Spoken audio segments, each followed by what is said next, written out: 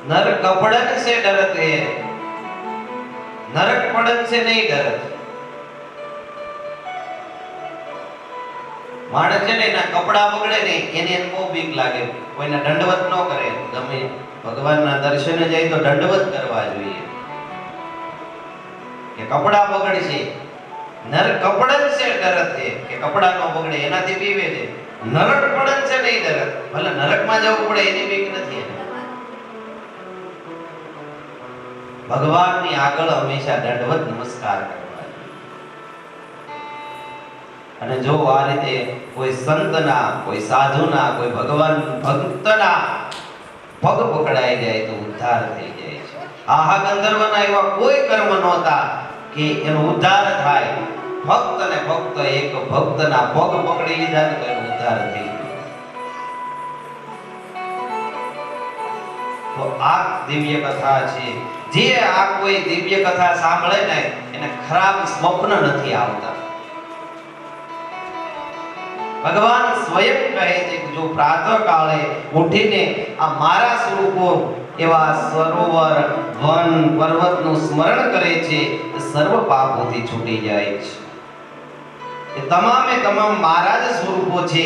જે બ્રહ્મ મુહૂર્તમાં ગજેન્દ્રે કરેલી સ્તુતિ મારું સ્તવન કરે, હું એને મૃત્યુ કાળે નિર્મળ બુદ્ધિ આપું છું ને એનો ઉદ્ધાર કરું છું. આવું આ દિવ્ય ગજેન્દ્રની કથા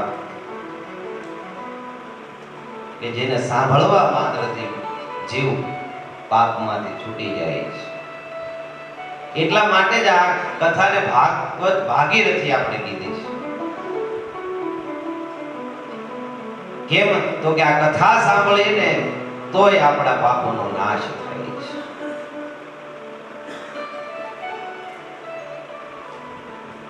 હવે આગળ સુખદેવજી કહે કે ચાક્ષુષ મન્વંતરમાં સમુદ્ર મંથન કરી ભગવાને દેવતાઓને અમૃત પાન કરાવ્યું હતું. આ વાત સાંભળે એટલે સમુદ્ર મંથન શા માટે થયું એવું પરીક્ષિતને પ્રશ્ન થયો અને સુખદેવજીને કહે એ અદ્ભુત કથા મને જણાવો. સુખદેવજી કહ્યું કે સમુદ્ર મંથનની લીલા હું તમને સંભળાવું છું. શાથી થઈ તો કે એક વખતની વાત છે. દુર્વાસા ઋષિ ફરતા ફરતા વૈકુંઠ લોક ગયા છે. ભગવાન નારાયણે ખૂબ પ્રેમથી આવકાર્યા અને પોતાના ગળાનો હાર દુર્વાસા ઋષિના ગળામાં પહેરાવ્યો છે. હાર પહેર્યો અને ત્યાંથી ફરતા ફરતા નીકળ્યા અને સ્વર્ગ બાજુ જતા હતા. અને એ સમયે દેવોના રાજા ઇન્દ્ર ઐરાવત ઉપર બેસી અને ત્યાં બહાર જતા હતા. સામે ઇન્દ્ર મળ્યો. દુર્વાસા ઋષિને એમ થયું કે આ દેવોનો રાજા ઇન્દ્ર છે, આ નારાયણના ગળાનો હાર છે, મારે જ્યાં ત્યાં નાખી ન દેવાય, તો ભગવાનની પ્રસાદી કહેવાય. અને મને ઋષિને ફૂલનો હાર સારો ન લાગે. આ ઇન્દ્ર છે, દેવોનો રાજા છે, એના ગળામાં હાર હોય તો સારું લાગે, મારા ગળામાં ફૂલના હાર સારા ન લાગે. મને તો રુદ્રાક્ષની માળા, તુલસીની માળા શોભે, એટલે આ હાર હું આને આપી દઉં. વિચાર કરી પોતાના ગળામાં જે હાર હતો એ ઇન્દ્રને આપ્યો. લે ઇન્દ્ર, હું વૈકુંઠ ગયો હતો ને નારાયણની પ્રસાદી છે, તું પહેર. ઇન્દ્ર હેઠો ન ઉતર્યો. હાથી ની સૂંઢ દ્વારા એ હાર ઇન્દ્રે લીધો તો ખરો, પણ એને એમ થયું કે પેલા નારાયણે પહેર્યો હાર, એનો એ હાર આ ઋષિએ પહેર્યો અને એ હું પહેરું, હું તો દેવોનો રાજા, આવો ઉતરેલો હાર હું થોડો પહેરું. એટલે એને હાર આ માથે અડાડી અને હાથીના માથા પર મૂકી દીધો. હાથીની ટેવ હોય, પગમાં હોય માથે નાખે, માથે હોય પગમાં નાખે. હાર લઈ સીધો જ પગમાં નાખીને એની ઉપર પગ મૂકીને કચડી નાખ્યું. દુર્વાસાએ ભગવાન નારાયણના પ્રસાદનું અપમાન જોયું ને એટલે તરત જ ક્રોધિત થઈ શાપ આપ્યો, જા, તારી બુદ્ધિ જડ થઈ ગઈ છે, તું શ્રીહીન થઈ જા. આવો શાપ આપતા જ ઇન્દ્ર દુખી થયા. અસુરોએ સ્વર્ગ ઉપર આક્રમણ કર્યું અને દેવતાઓ પરાજિત થયા છે અને સ્વર્ગથી ચ્યુત થયા છે. બધા જ દેવતાઓ નિસ્તેજ થઈ ગયા હતા. દુર્વાસા ઋષિના શાપના કારણે નિસ્તેજ થયેલા દેવતાઓ બ્રહ્માજીના શરણે ગયા છે. બ્રહ્માજીની પ્રાર્થના કરી. બ્રહ્માજી કીધું કે આમાં મારું કાંઈ ચાલે નહીં. અપમાન કોનું થયું છે? નારાયણનું, નારાયણના પ્રસાદનું થયું છે. એટલે આપણે એના શરણે જવું પડશે. અને બધા જ દેવતાઓને લઈ બ્રહ્માજી વૈકુંઠમાં ગયા છે. વૈકુંઠમાં જેવા ગયા, દેવતાઓ નિસ્તેજ થઈ ગયા હતા એટલે એને ભગવાનના દર્શન ન થયા. બ્રહ્માજીને એકને જ નારાયણના દર્શન થયા, બીજા બધા દેવતાઓને દર્શન ન થયા. પણ બ્રહ્માજી એકાગ્રચિત્ત થઈ ભગવાનની સ્તુતિ કરવા લાગ્યા છે. નમસ્તુભ્યમનંતાય દુર્વિતર્ક્યાત્મકર્મણે નિર્ગુણાય ગુણેશાય સત્વસ્તાય સંપ્રતમ. આમ દેવોની અને બ્રહ્માજીની સ્તુતિ સાંભળી હરિ પ્રગટ થયા છે અને તેમના તેજથી દેવતાઓના નેત્રો અંજાઈ ગયા. ફક્ત બ્રહ્મા અને શંકર આ બે જ ભગવાનના દર્શન કરી શક્યા.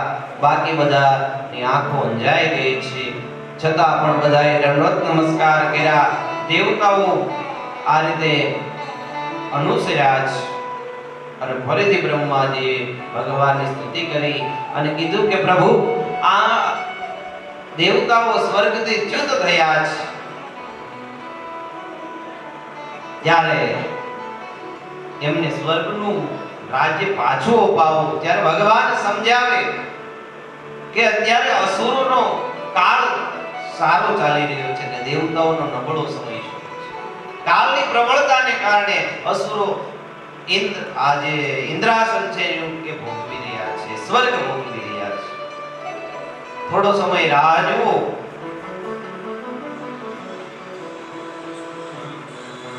અને તમારે અહિમૂષક ન્યાયે દાનવો સાથે કામ કરવું પડશે, તો જ તમે સ્વર્ગને પાછું પ્રાપ્ત કરશો.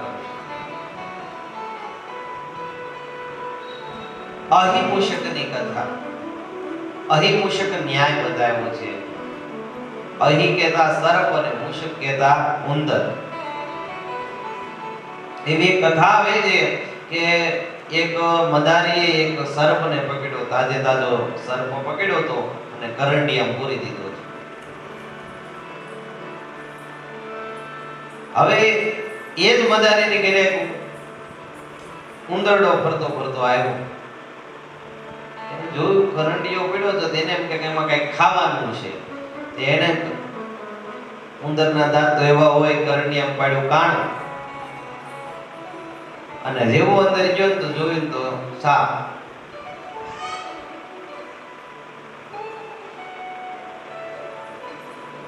હવે કરવું શું? હવે તો કોળિયો થઈ જશે.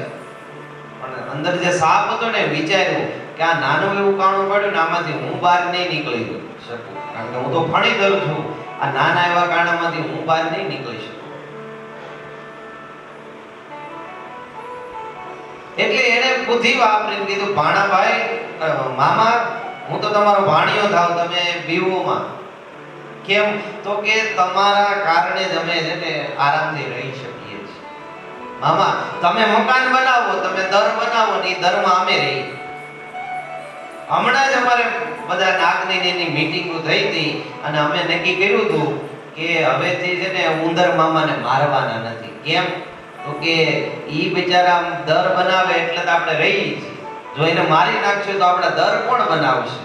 એટલે અમે નક્કી કર્યું છે, આ મીટિંગની તમને ખબર નહીં હોય મામા, હવે અમે તમને મારવાનું બંધ કરી દીધું છે. અંદરને જે ભલે આ તો સારું, આવા જો ભાણી આયરે હોય તો આપણે કઈ વાંધો નહીં. પણ તો કે હવે શું કરવું? ત્યારે નાગ કહે કે પણ તમે મામા બહાર નીકળશો ને, હું આમાંથી નહીં નીકળી શકું. તમે આ થોડુંક આનું કાણું છે એ મોટું કરી નાખો, તો કે એમાં હું એ તો મારથી થઈ જાય, તરત જ ઉંદરે મોટું કાણું કરી નાખ્યું કોતરીને.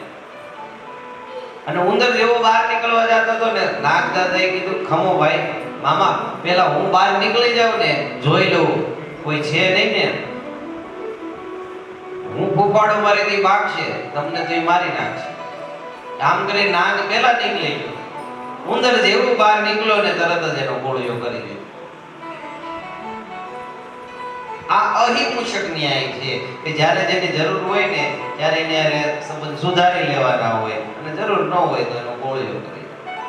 ભગવાને આ જ વાત અહીં સમજાવી કે અહિંસક ન્યાય તમારે દાનવો સાથે સંધિ કરવાની છે. અને દેવતાઓ સીધા જ સ્વર્ગમાં ગયા છે.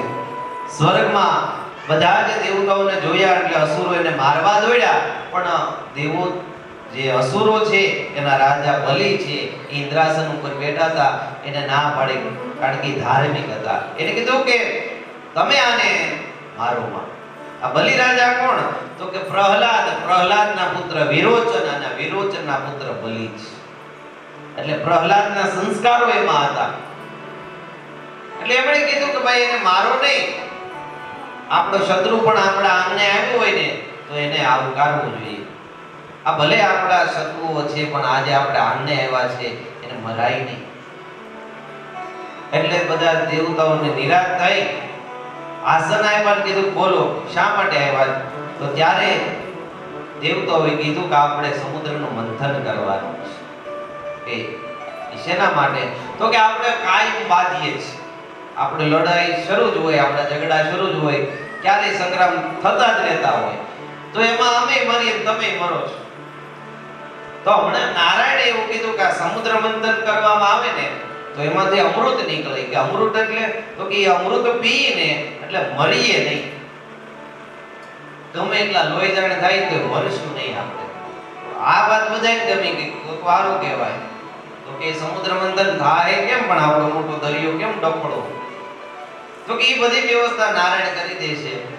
મેરુ પર્વતને આપણે રવાયો બનાવવાનો છે, વાસુકી નાગનું નેતૃત્વ કરવાનું છે, અને એક બાજુ તમે ને એક બાજુ અમે આમાં ખેંચ્યું એટલે ધીમે ધીમે સમુદ્ર મંથન થશે.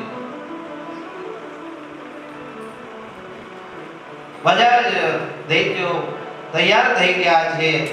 મેરુ પર્વતને ઉપાડી લાવતા હતા, પણ મેરુ પર્વત એટલો ભારે કે બધા જ દેવતાઓ અને દાનવો નીચે કચડાઈ ગયા. બધા ભગવાનને યાદ કરવા માંડ્યા એટલે ભગવાને જોતજોતામાં ગરુડને આજ્ઞા કરી. ગરુડજી પોતાના પંજા દ્વારા મેરુ પર્વતને સમુદ્રમાં બદલાયો છે. વાસુકી નાગનું નેતૃત્વ કરી અને જેવા સમુદ્ર મંથન કરવા જાય, પણ મેરુ પર્વત એટલો વજનદાર કે સમુદ્રમાં અંદર બેસવા લાગ્યો. મંથન બરોબર થાય નહીં એટલે ભગવાન તરત જ જોતજોતામાં કચ્છપ અવતાર ધારણ કરી અને પોતાના પીઠ ઉપર મેરુ પર્વતને ધારણ કર્યું. બોલો કચ્છપ ભગવાન કી જય.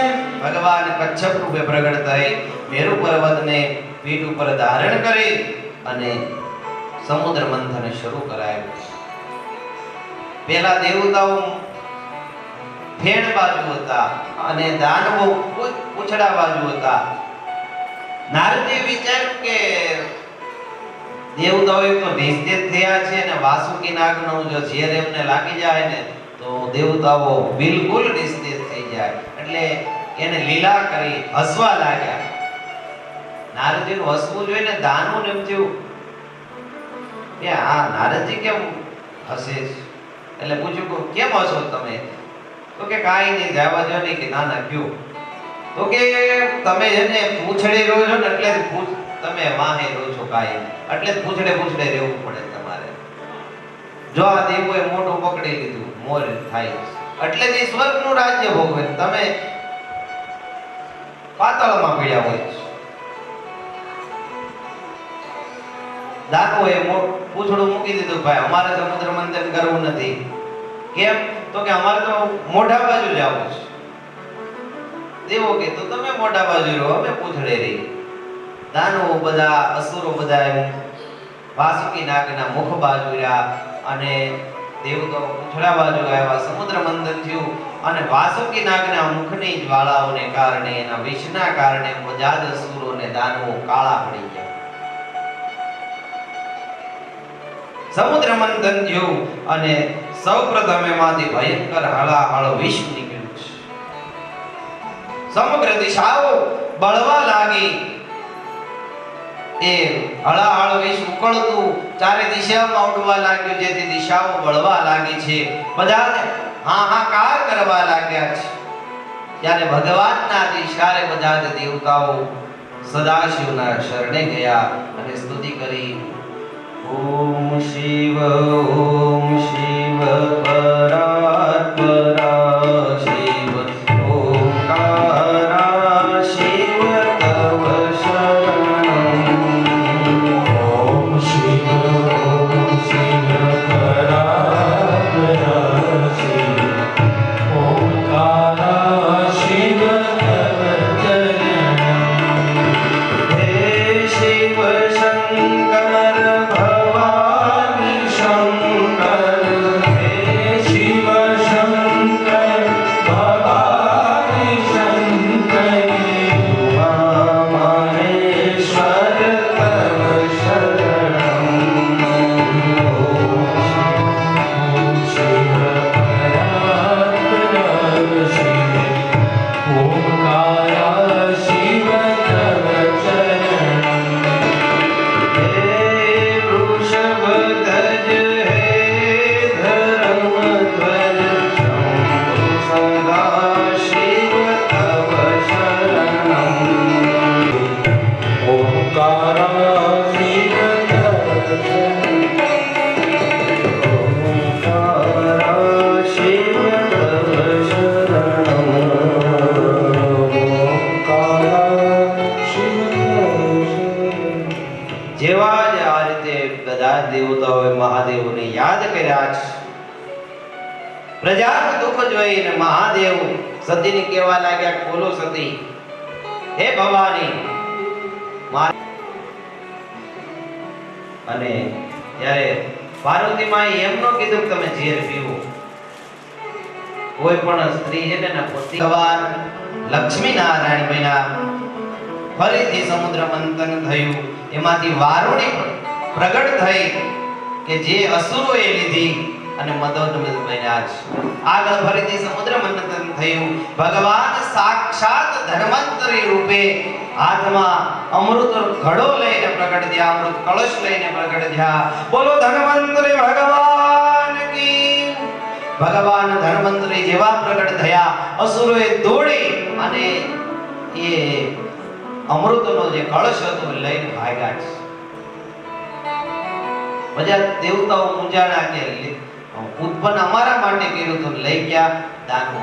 ભગવાને તરત જ એક અવતાર ધારણ કર્યો, મોહિની અવતાર, અને દાનવોને મોહિત કરી એની પાસેથી અમૃત ઘડો લઈ લીધો અને દેવતાઓને અમૃત પાઈ દીધું.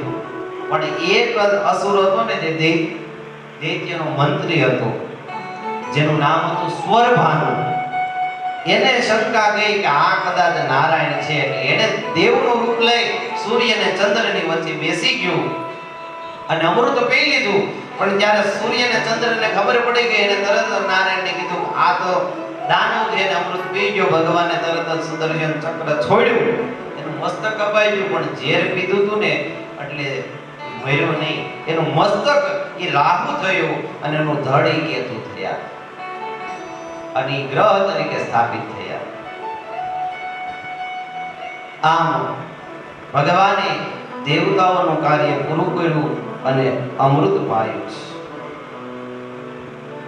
અમૃતની વહેંચણી કરવામાં ભગવાને દાનવોને છેતરાય. કેમ તો કે એને વારની પહેલા લીધી. પેલા દારૂ લીધો ને એટલે ભગવાને વિચાર્યું કે આ દારૂ લાયક છે, અમૃતને લાયક નથી. એટલે દેવતાઓને અમૃત પાયું, દાનવોને ન પાયું. ફરીથી દેવાસુર સંગ્રામ થયો છે.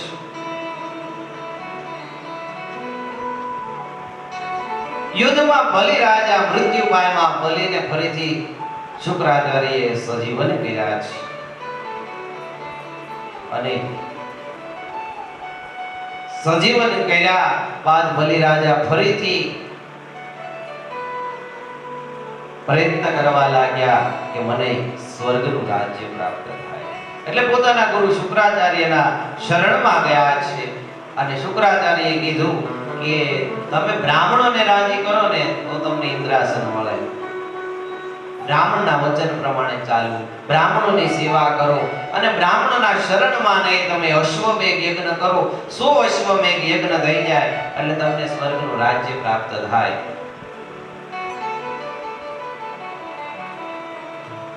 બલિરાજા એ પ્રમાણે બ્રાહ્મણના શરણમાં ગયા. ભૃગુકચ્છ એટલે કે આજનું ભરૂચ, જેને ત્યાં હજી પણ જાવ ને તો ભૃગુ ઋષિનો આશ્રમ છે.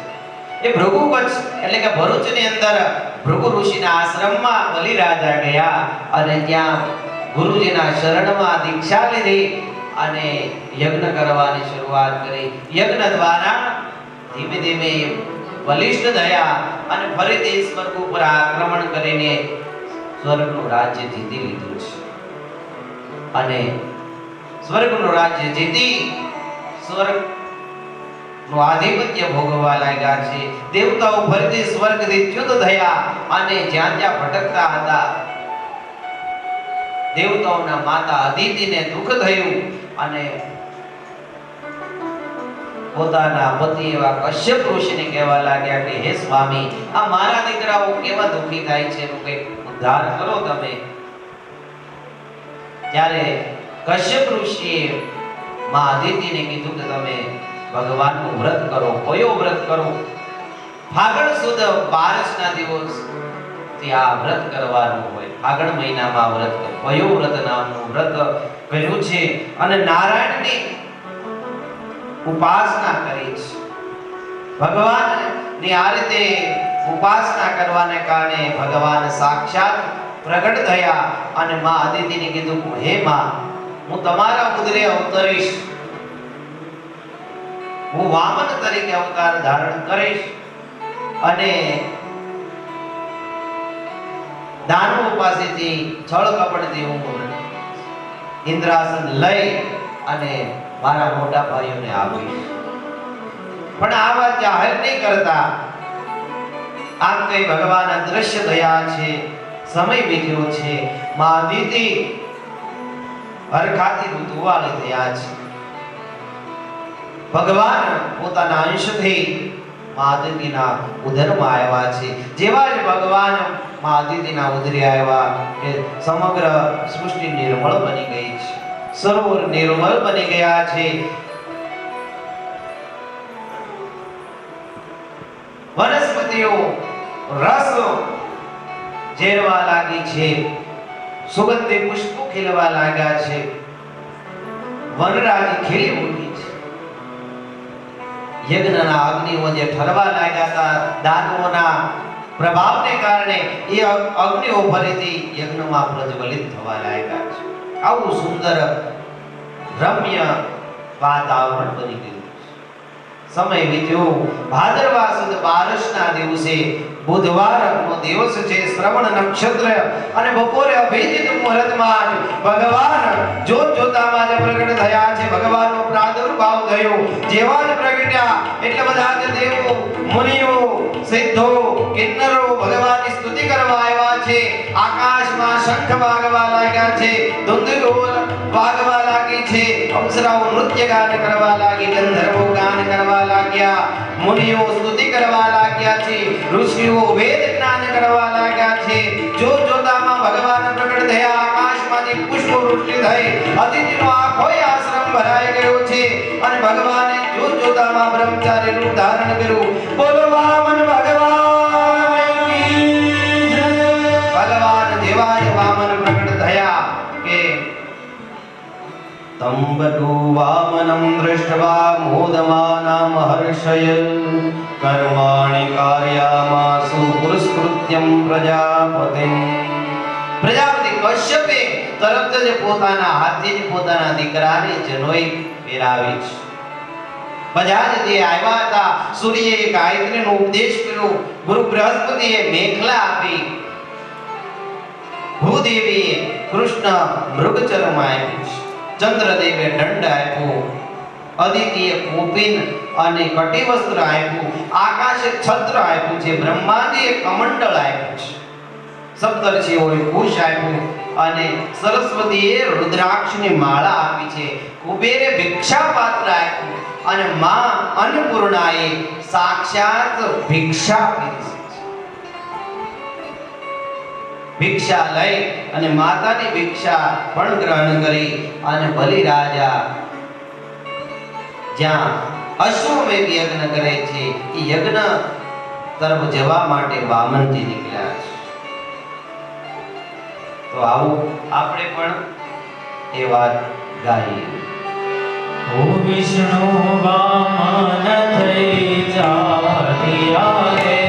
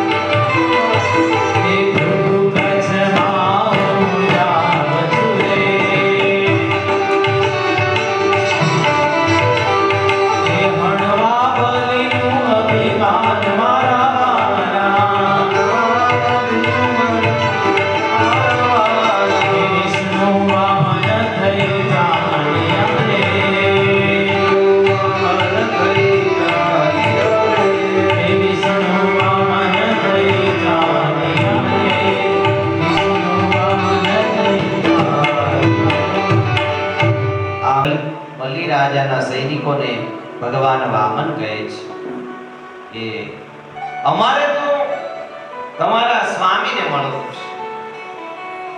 કે બોલો ને, પણ એ તો યજ્ઞમાં બેઠા છે, એમને દીક્ષા લઈને બેઠા છે, તમારે શું જોઈએ છે? જે જોઈએ તે અમે આપીશું. તો કે ના, જે યજ્ઞ કરતા હોય એની પાસેથી જ હું દક્ષિણા લઉં છું. મારું આવું પ્રણ છે અને મારે એને આશીર્વાદ આપવા છે, એટલા માટે મારે તમારા રાજાને મળવું છે. સૈનિકોએ જઈને વાત બલિ રાજાને કરી કે એક નાનકડો બાળક આવ્યો છે, બ્રાહ્મણ બાળક છે, અને એ બાળ અઠને કારણે માનતા નથી અને તમને મળવા માંગે છે. તરત જ બલિ રાજા યજ્ઞ આચાર્યની રજા લઈ અને વામન ભગવાન પાસે આવ્યા અને વામન ભગવાનને આસન આપ્યું, એમના પગ પખાયા છે, ચરણામૃત લીધું અને કહ્યું, સ્વાગતમ તે નમસ્તુભ્યમ ક્રીમ કરવામતે બ્રહ્મર્ષિણામ તપઃ સાક્ષાત મન્યે વાર્ય બપુરધરમ. કે હે બ્રહ્મન, આપનું સ્વાગત છે, હું તમને નમસ્કાર કરું છું, આપને હું શી સેવા કરું. હે આર્ય, એવું લાગે છે કે જાણે મોટા મોટા બ્રહ્મર્ષિઓની તપસ્યા જ સ્વયં મૂર્તિમંત થઈને ઉપસ્થિત થાય. આપના ચરણ પખાળવા માત્રથી જ મને યજ્ઞમાં આહુતિ આપવાનું ફળ મળી ગયું છે. આપના ચરણોના પ્રક્ષાલનથી પૃથ્વી પવિત્ર બની ગઈ છે. હે પટુકજી, જે કાંઈ ઈચ્છતા હોય તે આપો. ગાયો, સુવર્ણ, સામગ્રી, સમૃદ્ધ ભવન, લગ્ન અર્થે બ્રાહ્મણની કન્યા, સમૃદ્ધ ગામો, ઘોડા, હાથી, રથ, જે જોઈતું હોય એ માંગો, હું અવશ્ય આપીશ. બલિ મહારાજ હસવા લાગ્યા કે અરે રે, તમારી વાત વૃદ્ધજન સંમત છે, પણ તમારી બુદ્ધિ બાળક જેવી છે. તમે ઈચ્છો તો હું તમને કેટલાય ગામ આપી શકું છું, મારું રાજ્ય માંગો તો રાજ્ય આપી દઉં. 3 ડગલા પૃથ્વીમાં શું થશે? ત્યારે વામન ભગવાન કહે, જો બલિ, બ્રાહ્મણ છે ને સંતોષી હોવો જોઈએ. ભગવાન કહે, જો સાંભળજો, બ્રાહ્મણ કેવો હોવો જોઈએ? સંતોષી હોવો જોઈએ. જો સંતોષી બ્રાહ્મણ નથી ને તો એ બ્રાહ્મણ નથી. એટલે મને તો સંતોષ છે, 3 ડગલા પૃથ્વી તું આપીશ તોય મને સંતોષ છે, અને જેને સંતોષ નથી એને તું કદાચ તારું રાજ્ય આપી દે તો એને સંતોષ નહીં થાય.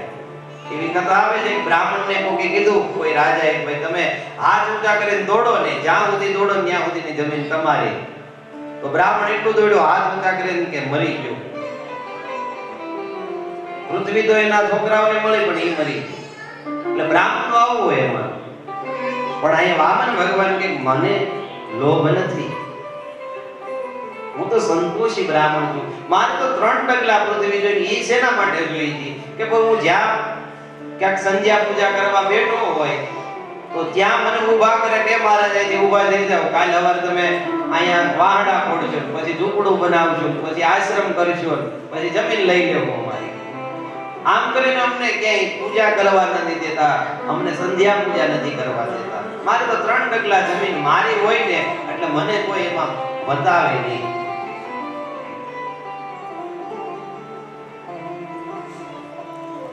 બલિ રાજાને થયું કે આ બાળ અટ છે, આ વાત માનશે નહીં. તો કે કાંઈ વાંધો નહીં, તો કે તમને 3 ડગલા પૃથ્વી દીધી. કે અટવાઈ ગયું. એટલે શુક્રાચાર્ય આવ્યા ને જોયું તો સાક્ષાત નારાયણ વામન થઈને આવ્યા છે. એટલે શુક્રાચાર્ય વિચાર્યું કે આ નારાયણ છે ને બહુ કપટી છે, મારા શિષ્યને આગળ છેતરી જશે. એટલે તરત જ એને જઈ અને કીધું કે હે બલિ, તું રેવા દે, આ તો સાક્ષાત નારાયણ આવ્યો છે. આ જો તું હમણાં સંકલ્પ કરીશ ને તો બધુંય લઈ અને ઇન્દ્રને આપી દઈશ. તો બલિ રાજા હસવા લાગ્યા અને કહેવા લાગ્યા કે જો નારાયણ મારે ઘરે ભિખારી થઈને આવ્યો હોય તો મારું ભાગ્ય અહોભાગ્ય કહેવાય. અને મેં નક્કી કર્યું છે, કીધું છે કે હું 3 ડગલા પૃથ્વી આપીશ એટલે આપીશ, હું પાછો નહીં વળું.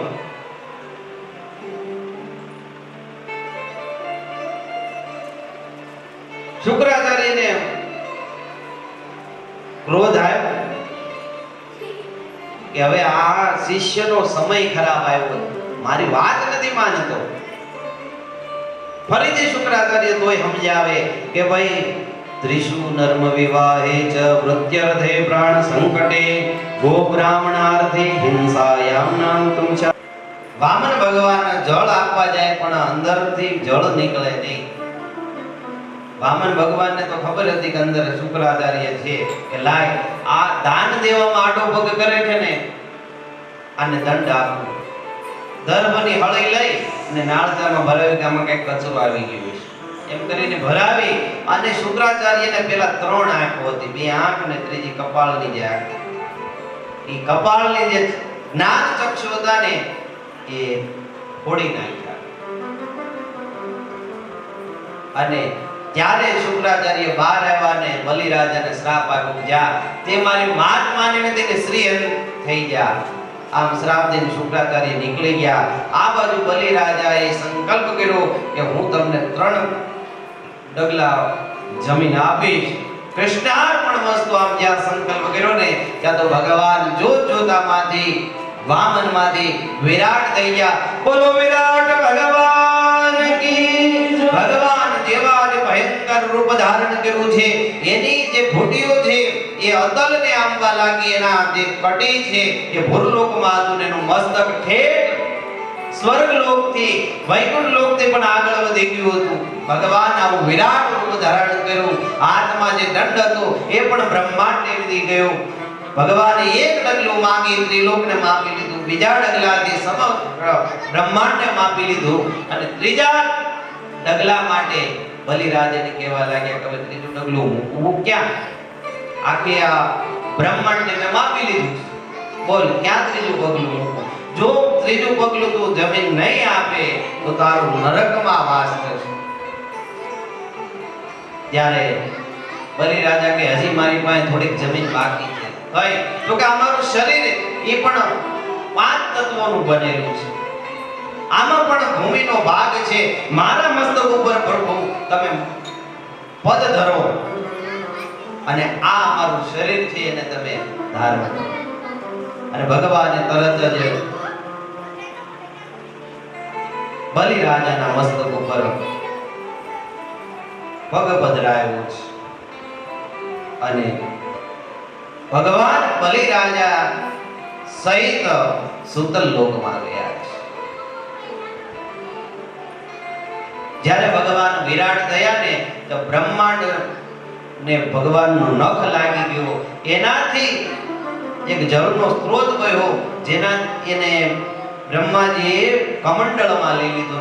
એનાથી વામનજીના પગ ધોયા અને એનો એ જળ ગંગાજી થયું અને સ્વર્ગમાં સ્વર્ગ ગંગા તરીકે સ્થાપિત થયું. અને એ સ્વર્ગ ગંગા પછી આગળ ભાગીરથ લઈ આવ્યા પૃથ્વી પર. અને એ જ ભાગીરથ લઈ આવવાના કારણે ભાગીરથી ગંગાજી આ પૃથ્વી પર આવ્યા છે, જેની કથા હમણાં આવું. તો આ રીતે ભગવાન વામન વિરાટ બની અને સમગ્ર સૃષ્ટિને લઈ લીધી અને સ્વર્ગનું રાજ્ય ફરીથી દેવતાઓને આપ્યું છે. તો આ રીતે ભગવાન વામનના પ્રાગટ્યની આપણે કથા સાંભળી. ભગવાન વામન પ્રગટ થયા બાદ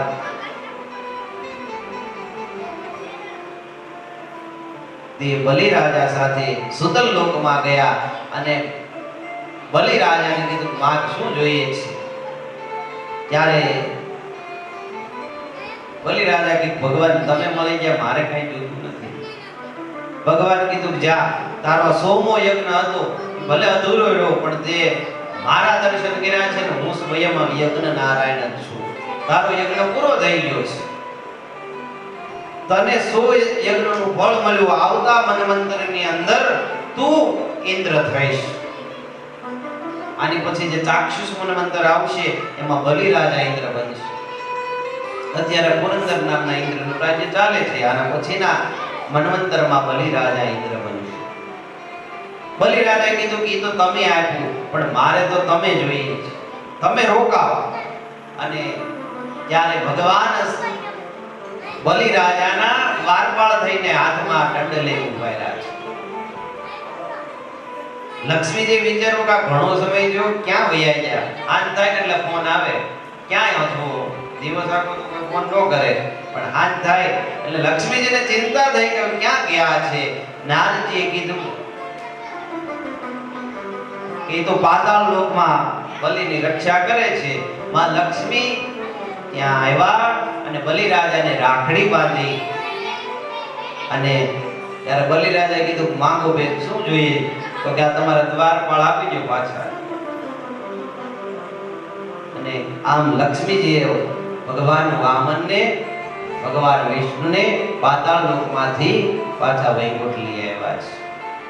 અને એ જે દિવસ છે શ્રાવણ સુદ પૂનમનો દિવસ, તેથી રાખડી બાંધવાનું એટલે મહાત્મા છે.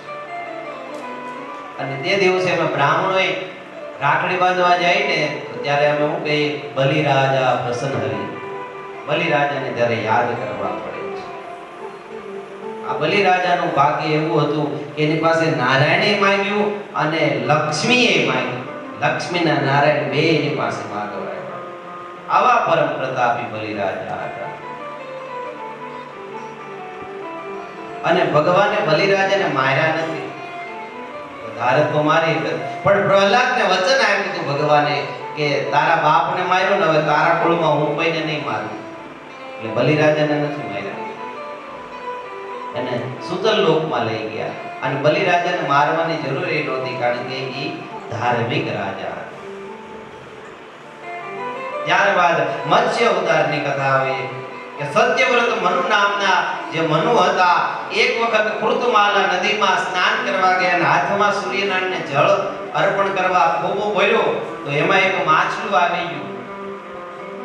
માછલું તરત જ બોલવા લાગ્યું કે રાજા હવે મને આ નદીમાં પાછું નહીં નાખો. કેમ? તો કે આ નદીમાં બહુ મોટા મોટા માછલા છે, એ મને ખાઈ જશે. રાજાએ જળ લઈને સીધું કમંડલમાં પધરાવ્યું અને સૂર્યનારાયણને બીજા જળથી અર્ઘ્ય આપ્યો અને કમંડલ લઈને પોતાના રાજ્યમાં ગયો. રાજ્યમાં એને એક મોટા કુંડમાં પાણી ભરી અને એમાં એ મત્સ્યને માછલાને પધરાવ્યું. પણ જોત જોતામાં એ કુંડમાં એ સમયને એવું મોટું સ્વરૂપ એને ધારણ કરી લીધું. રાજાએ મોટો કુંડ હતો એમાં એ માછલાને પધરાવ્યું. એક જ રાતમાં એ કુંડમાં ન સમાયું મોટું સ્વરૂપ ધારણ કરી લીધું. રાજાએ વિચાર્યું કે હવે આને સરોવરમાં નાખીએ, એટલે સરોવરમાં પધરાવ્યા.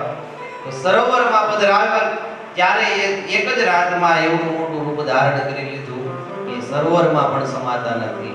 એટલે રાજાએ વિચાર્યું કે હવે તો આને દરિયામાં પધરાવવા પડે. જેવા પધરાવવા જાય ને ત્યાં એ માછલું કહેવા લાગ્યું મને દરિયામાં નહીં પધરાવતો, એમાં મોટા મોટા મગરો હોય મને ખાઈ જશે. ત્યારે રાજાએ વિચાર કર્યો કે આ કોઈ સામાન્ય નથી, આ કોઈ દિવ્ય જીવ છે કે પછી સાક્ષાત નારાયણ છે. એટલે સ્તુતિ કરીને કીધું તમે કોણ છો? ત્યારે ભગવાન સાક્ષાત પ્રગટ થયા મત્સ્ય રૂપમાંથી, નારાયણ રૂપ સ્વરૂપ ધારણ કરીને કીધું કે હે રાજન, આજથી 7મે દિવસે સમુદ્રનો આ સૃષ્ટિનો લય થઈ જશે. તમે ઋષિ મુનિઓને સારા સારા વનસ્પતિઓના બીજને રસકસને લઈ અને એક મારા પ્રેરણાથી હોડી આવેલમાં બેસી જશું. જ્યાં સુધી પ્રલય ચાલશે ત્યાં સુધી હું તમારું રક્ષણ કરીશ અને ફરીથી સૃષ્ટિનું સર્જન થશે ત્યારે એ બધા જ રસકસને એ બીજોને તમે સૃષ્ટિમાં સ્થાપજો. ભગવાનની આજ્ઞાથી મનુ રાજાએ બધી તૈયારી કરી. 7 દિવસ થયા અને ભોળાનાથે તાંડવ નૃત્ય કર્યું ને સમગ્ર સૃષ્ટિનો લય થવા લાગ્યો. સમુદ્ર ખળભળવા લાગ્યો છે. મનુ રાજાએ બધી તૈયારી કરી. ત્યાં જે ઘોડી આવી, ઘોડીમાં બધું પધરાવ્યું, સપ્તર્ષિઓને પધરાવ્યા અને પોતે પણ એમાં વિરાજમાન થયા અને ઘોડી આગળ હાલક ડોલક થવા લાગી છે. ત્યાં જ ભગવાન સાક્ષાત મત્સ્ય સ્વરૂપે પ્રગટ થયા. બોલો મત્સ્ય ભગવાન કી. ભગવાન મત્સ્ય સ્વરૂપે પ્રગટ થયા. વાસુકી નાગને પોતાના શૃંગ સાથે બાંધી અને સત્યવ્રત મનુને સમુદ્રમાં જ્યાં સુધી પ્રલય થયો ત્યાં સુધી ફેરવા છે.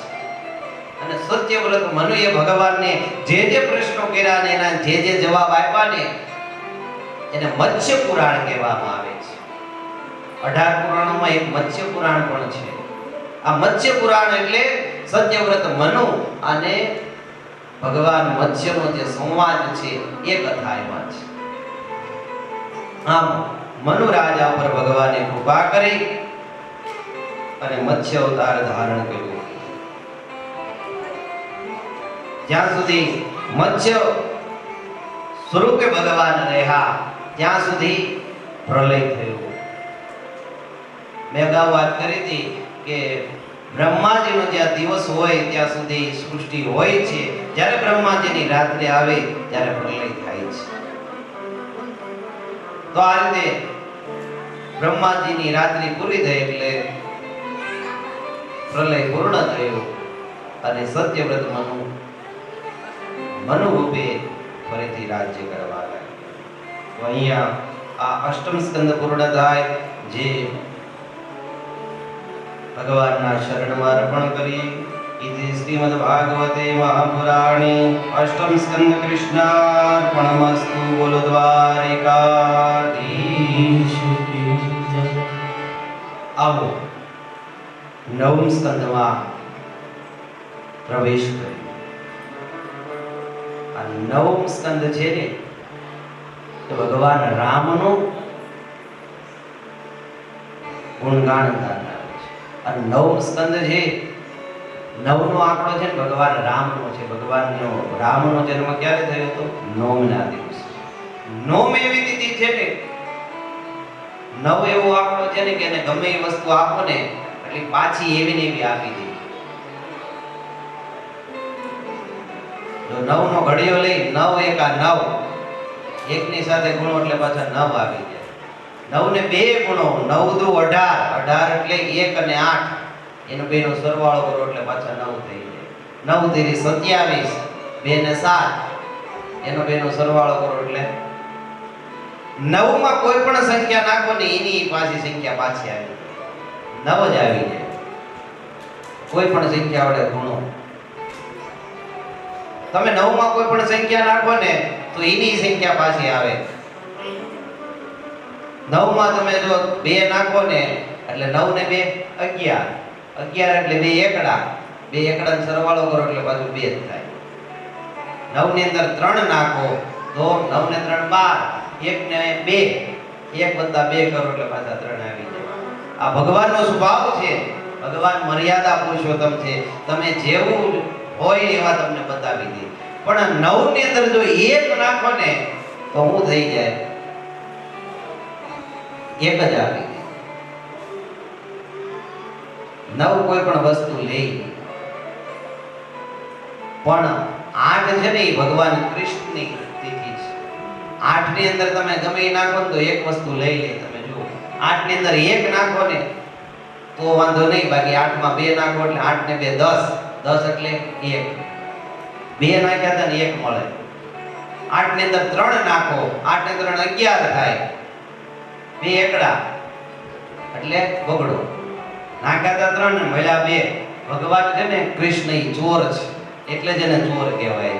એક વસ્તુ લઈ લે, હું આપણું મન. પણ જો આપણે એક આપણું મન આપી દઈએ, 8 ની અંદર 1 નાખી દઈએ ને તો આપણે પૂર્ણ બનાવી દઈએ 9, એટલે કે રામ જેવા બનાવી દે.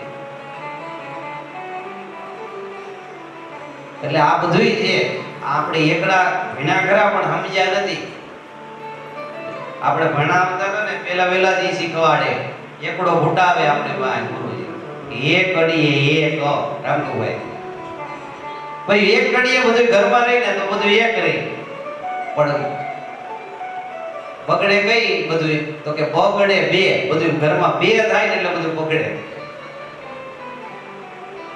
એક આમ વાત કરે ને એક આમ વાત કરે એટલે ઘરમાં બધું બગડે. પછી ઓલી હૈયારી બે માં જીવડા પડે એવું થાય. અને પછી તગડે 3 થાય ને એટલે તગડે જાવ, જુદા થઈ જાવ, નોખા થઈ જાવ. એટલે આ બધું આપણે ભણાવ્યું છે પણ તે આપણે કઈ સમજ્યા નહીં, ખાલી ભૂટ્યા કર્યા, સુકવાળું બેન કરી.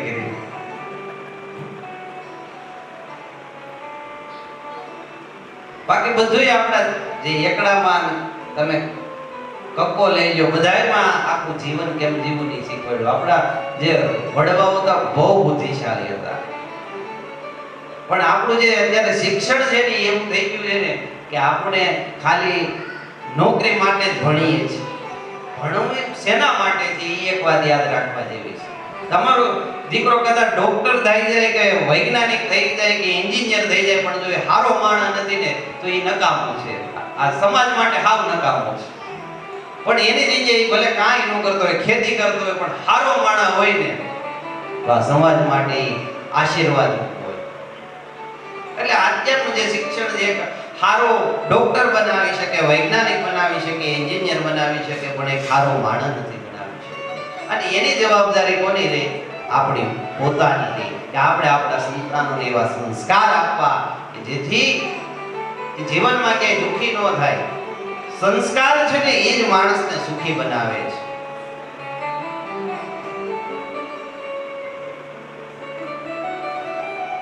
આ જે સ્કંદ છે એની અંદર પેલે વૈવસ્વત મનુની કથા આવે છે કે વૈવસ્વત મનુ છે એને પુત્રની ઈચ્છા હતી એટલે એને યજ્ઞ કરાયો છે. પણ રાણીની ઈચ્છા હતી કે મારે દીકરી થાય, એટલે એને ઋત્વિજોને કીધું મારે દીકરી જોઈ છે. એટલે ઋત્વિજોએ વિચાર્યું કે ભાઈ રાણી કે છે તે બરોબર હોય. એટલે જે ઋત્વિજો હતા એને દીકરીના મંત્રોનો જપ કર્યો એટલે એને ઘરે દીકરી થઈ. મનુ રાજાએ પોતાના કુલગુરુ વશિષ્ઠને કીધું કે મહારાજ મારે તો દીકરો જોતો તો ના દીકરી થઈ. વશિષ્ઠે તરત જ ઋત્વિજોને કીધું તો ઋત્વિજોએ કીધું કે અમને રાણીએ કીધું કે ભાઈ મારે દીકરી જોઈએ છે, એટલે મેં દીકરીના મંત્રો કર્યા એટલે દીકરી થઈ. તો હવે વશિષ્ઠે ને મનુ રાજાએ પ્રાર્થના કરી એટલે વશિષ્ઠે નારાયણની સ્તુતિ કરી અને કીધું કે આ દીકરીને દીકરો બનાવી દો. જેવી જ નારાયણની પ્રાર્થના કરી વશિષ્ઠે એ દીકરીને દીકરો બનાવ્યો છે અને એનું નામ પડ્યું સુદ્યુમ્ન. સુદ્યુમ્ન મોટો થયો છે, એને રાજકાજ સોંપવામાં આવ્યો છે. એક દિવસ સુદ્યુમ્ન રાજા વનમાં ભૃગ્યા કરવા ગયા છે. હવે એ જ વનની અંદર ભોળાનાથ માં પાર્વતી સાથે વિહાર કરતા હતા. એકવાર એવું બન્યું કે ભોળાનાથના ખોળામાં માં પાર્વતી બેઠા હતા અને ત્યાં ઋષિ મુનિઓ આવ્યા તે માતાજીને શરમ આવી. માતાજી શરમથી પાણી પાણી થઈ ગયા. એટલે ભોળાનાથ એમ થયું કે ભાઈ આ તો ખોટું, કોઈ પણ આવી જાય તો માં આ ઉમાને શરમ આવે, ભવાનીને શરમ આવે. એટલે મહાદેવે 3 તાળી પાડી અને આખી જે વન હતું એની અંદર કોઈ પણ પ્રવેશ કરે ને તો એ સ્ત્રી બની જાય એવી માયા ગોઠવી. સુદ્યુમ્ન રાજા ઘોડા સાથે એ વનમાં જેવો જે પ્રવેશ કર્યો ને એનો ઘોડો ઘોડી બની ગયો, સુદ્યુમ્ન રાજા સ્ત્રી બની ગયો. સુદ્યુમ્ન રાજા સ્ત્રી બન્યો એટલે હવે એને વિચાર થયો કે હવે વનમાંથી પાછું રાજ્યમાં કેમ જાવું? હું હતો પુરુષ અને સ્ત્રી બની ગયો, હવે વનમાં કેમ જવાય? એટલે વનમાં ઝૂંપડી બાંધીને રહેવા લાગ્યો. એનું નામ ઈલા પડ્યું. આ ઈલાને ચંદ્રના પુત્ર બુધે જોયો. ઈલા બહુ દેખાવડી લાગીને બુધની ઈ ગમી ગઈ અને એની સાથે એને લગ્ન કર્યા અને એનાથી એક દીકરો થયો જે પુરુરવા થયો. અને આ પુરુરવાથી ચંદ્રવંશ ચાલ્યો. આ બાજુ રાજા વગરને જે નગરી છે, રાજ્ય છે, દુખી થવા લાગ્યું. બધાએ સંશોધન કર્યું તો ખબર પડી કે રાજા સ્ત્રી બની ગયા છે. એટલે વશિષ્ઠને કીધું. વશિષ્ઠએ પ્રાર્થના કરી મહાદેવની કે મહાદેવ તમારા કારણે આ વનમાં રાજા રાણી બની ગયો છે, સ્ત્રી બની ગયો છે. મહાદેવે કૃપા કરી અને કીધું કે ભાઈ પૂર્ણ રીતે તો પુરુષ નહીં બને, 1 મહિનો પુરુષ રહેશે અને 1 મહિનો સ્ત્રી રહેશે. 1 મહિનો જ્યારે રાજા બને, પુરુષ બને ત્યારે રાજ્ય કરવા જાય, જ્યારે સ્ત્રી બને ત્યારે બુધની સેવામાં રહે. સમય વીત્યો અને પછી સુદ્યુમ્ન રાજાએ પોતાનું જે રાજ્ય છે પુરુરવાને સોંપી અને ભગવાનના તપમાં ગયા છે અને ત્યાં ભગવાનના સેવામાં જઈને મોક્ષને પામ્યા છે. હવે આગળ વૈવસ્વત મનુના પુત્રોની કથા આવે છે. વૈવસ્વત મનુને છીક આવીને એનાથી ઇક્ષ્વાકુ નામના રાજા થયા અને ઇક્ષ્વાકુ કુળમાં જ ભગવાન રામચંદ્ર પ્રગટ થયા. બીજા એક પુત્ર વૃષગ્ર કે જેને ભૂલથી ગુરુની ગાયને મારી નાખી અને આથી ગુરુ વશિષ્ઠ એને શાપ આપી દીધો કે જા શુદ્ર થઈ જા, એટલે વૃષગ્ર શુદ્ર બની ગયા છે. સૌથી નાના પુત્ર જે હતા મનુના, એનું નામ કવિ હતું. એ નિષ્પૃહ હોવાને કારણે એને સંન્યાસ ધારણ કરી લીધો અને પરમ પદને પામી ગયા. કરુષ નામના જે પુત્ર હતા એનાથી કારુષ નામના ક્ષત્રિયો થયા, જેને અત્યારે કારડિયા રજપૂત કહેવાય છે. ધૃષ્ટ હતો એના પુત્રો થયા, એ બધા ધાષ્ટ થયા. જે હતા તો ક્ષત્રિય, પણ એને વેદ ને કર્મકાંડ બહુ ગમતા હતા, એટલે એ બ્રાહ્મણો બની ગયા. એક પુત્ર નૃગ થયો. આ નૃગના વંશમાં જ આગળ ઓઘવાન થયો અને ઓઘવાનની ઓઘવતી નામની કન્યાથી એ પ્રસિદ્ધ બન્યો. નરિશંત નામનો જે મનુનો પુત્ર હતો, એના કુળમાં આગળ અગ્નિવેશ નામનો રાજા થયો, જે આગળ અગ્નિવેશ ઋષિ બન્યા અને એને અગ્નિવેશ રામાયણ લખી. જેમ વાલ્મીકી ઋષિએ રામાયણ લખી ને, એમ અગ્નિવેશે એક રામાયણ લખી, જેને અગ્નિવેશ રામાયણ કહેવામાં આવે છે. અને એક પુત્ર શરિયાતી થયો. આ શરિયાતી છે ને, એની કથા સાંભળવા જેવી છે. શરિયાતીને સુકન્યા નામે પુત્રી, એને એ દીકરી થઈ છે. આ સુકન્યા છે બહુ સંસ્કારી દીકરી હતી. એક વખતની વાત છે કે શરિયાતી રાજા પોતાની દીકરીને પોતાનું સૈન્ય લઈને વનમાં ગયા છે. દીકરી પોતાની બેનપણીઓ સાથે વનમાં ભમવા નીકળી. એને એક કૌતુક જોયું. એક રાફડો હતો, એની અંદર બે ચમકતી કઈક વસ્તુ જોઈ. નાની એવી દીકરીને થયું કે આમાં કઈક લાગે છે, એટલે એને એ બે જે ચમકતી ચીજ હતી ને એની અંદર શૂળ ભોકી. જેવી શૂળ ભોકી કે એમાં લોહીની ધાર થઈ. દીકરીને એમ થયું મારથી કઈક ભૂલ થઈ ગઈ, પણ હવે મૂંઝાણી કોને કેવું, દોડીને પોતાની બેનપણીઓ સાથે શિબિરમાં આવી ગઈ. આ બાજુ ઈ રાફડાની અંદર ચવન નામના ઋષિ તપ કરતા હતા. એની આંખો ફોડી નાખી, શૂળ ભોગાણી એટલે એની આંખો ફૂટી ગઈ. અને ચવન ઋષિના અપરાધને કારણે રાજાના જે સૈન્ય હતા એના મલમૂત્ર રોકાઈ ગયા. બધાએ પીડાવા લાગ્યા. ત્યારે રાજાને નક્કી થયું કે આ વનમાં કોઈ સાધુ કે ઋષિની કોઈએ અવમાન ના કરી હોવી જોઈએ, એના કારણે જ આવું દુઃખ થયું હોય. અને ત્યારે રાજાએ બધાને પૂછ્યું. ત્યારે દીકરી સુકન્યાએ કીધું, પિતાજી મને એવું લાગે કે મારાથી કઈક ભૂલ થઈ. શું? તો કે એક રાફડો છે ને, એમાં મેં ચમકતી બે વસ્તુ જોઈ તો મેં શૂળ ભોગીને એમાંથી લોહી નીકળ્યું. તરત જ રાજા ત્યાં ગયા. રાફડો ખોદાયો તો અંદરથી ચવન નામના ઋષિ નીકળ્યા.